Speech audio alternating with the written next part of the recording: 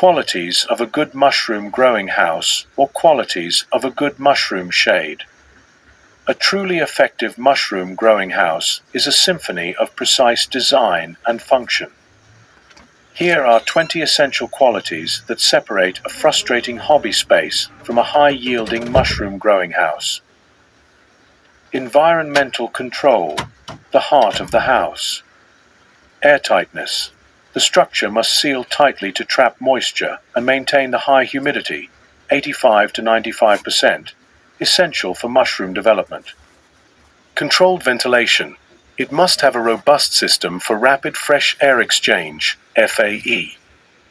This is the most critical element for triggering proper fruiting and preventing long, stem-only mushrooms. Humidity regulation. The design must support a system, like high-pressure foggers, that can create and sustain a fine mist without saturating the substrate, preventing bacterial blotch and aborts.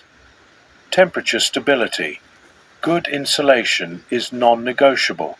It must buffer against outside temperature swings to maintain the ideal fruiting range, e.g., 60 to 75 degrees Fahrenheit/15 to 24 degrees Celsius, with minimal energy cost. Precise light control. The house must be capable of complete darkness, but also allow for the introduction of low-level, indirect light, 12-hour cycles, to act as a directional cue for the mushrooms. Structural integrity and AMP. Durability. The bones. Moisture-resistant materials.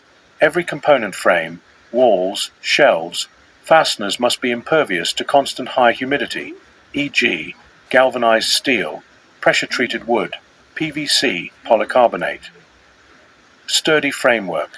The frame must be strong enough to support not only the structure's weight, but also hanging equipment, heavy shelving, and the weight of a full crop. Weatherproof exterior. The outer shell must be durable enough to withstand local weather conditions, from intense sun and wind to rain and snow, without failing. Pest-proof design. It must be sealed tightly against insects, rodents, and slugs, which are notorious vectors for contamination.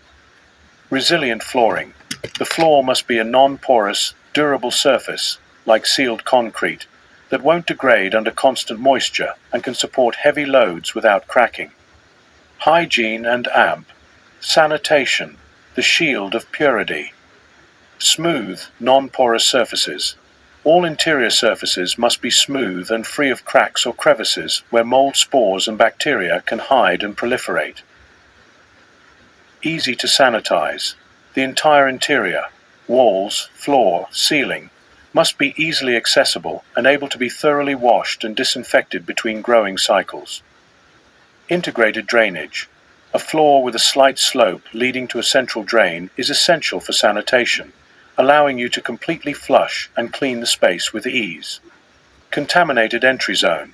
A good design includes a small vestibule or a designated area for changing shoes and storing tools, preventing the tracking of outdoor contaminants into the clean growing space. Positive air pressure. Ideal the ability to create slightly higher air pressure inside than outside by pushing in more filtered air than is exhausted. Actively prevents unfiltered, spore-laden air from seeping in through tiny gaps. Functionality and AMP. Efficiency, the grower's workshop. Optimal workflow layout. The interior should be designed for a logical progression of tasks, e.g., prep, incubation, fruiting, harvest, to minimize labor and the risk of cross-contamination. Maximized vertical space. The design must prioritize vertical growing with sturdy, well-spaced shelving to dramatically increase yield per square foot. Ample accessibility. There must be wide, clear pathways for the grower to move, inspect, and harvest comfortably without disturbing the delicate mushrooms or damaging the crop. Reliable utility access. Safe and convenient access to electricity for fans, lights, heaters, and clean water is a fundamental requirement that must be planned for from the start. Scalability and modularity. A well-designed house is built with the future in mind. It should be relatively easy to expand, add more shelving, or integrate new technology as the grower's ambitions and operation grow. However, to elevate a structure from merely good to truly exceptional, we must venture into more advanced, nuanced, and holistic qualities. Think of these as the qualities that separate a functional tool from a master craftsman's instrument. Advanced qualities for the master grower. Species adaptability. A truly great house is not a one-trick pony designed only for oyster mushrooms.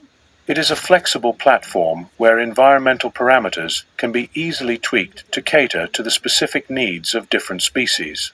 This might include adjustable shelving heights, variable speed fans, and lighting that can change intensity or spectrum to accommodate the unique requirements of lion's mane, shiitake, or reishi.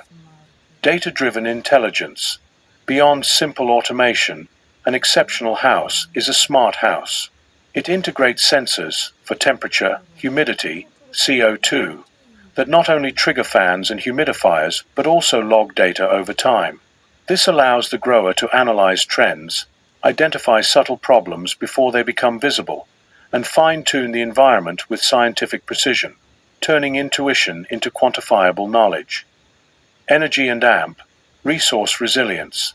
A top-tier house is designed with sustainability and self-sufficiency at its core. This goes beyond insulation. It includes passive design, situating and designing the house to leverage passive solar gain in winter and natural ventilation in summer. Water recycling, systems to capture and reuse runoff, e.g., from condensation or cleaning, for irrigation or humidification. Energy independence, the potential to integrate solar panels or other renewable energy sources to power the life support systems, reducing operational costs and environmental impact. Redundancy and fail-safes. What happens when the power goes out or a humidifier fails? A professional-grade house has built-in redundancy. This could mean a backup generator for critical systems, or simple passive fail-safes like manually operated vents that can be opened to prevent a catastrophic CO2 buildup during an outage. It's about planning for failure to ensure the survival of your crop. Ergonomics and grower comfort. The house doesn't just serve the mushrooms, it serves the grower. A truly good house is a comfortable and safe place to work. This includes adequate headroom to avoid bumping your head, pathways wide enough for a wheelbarrow, and an environment that doesn't expose the grower to extreme temperatures or physical strain. A comfortable grower is an attentive and effective grower. Integration with the life cycle. The most advanced quality is seeing the mushroom house not as an endpoint, but as one part of a continuous, circular system. The design includes a clear and efficient plan for the flow of materials out of the house. This means having a dedicated, clean space for storing spent substrate and an easy system for moving it to a composting area, where it is transformed into nutrient-rich soil to close the loop and nourish the next generation of plants or even more mushrooms.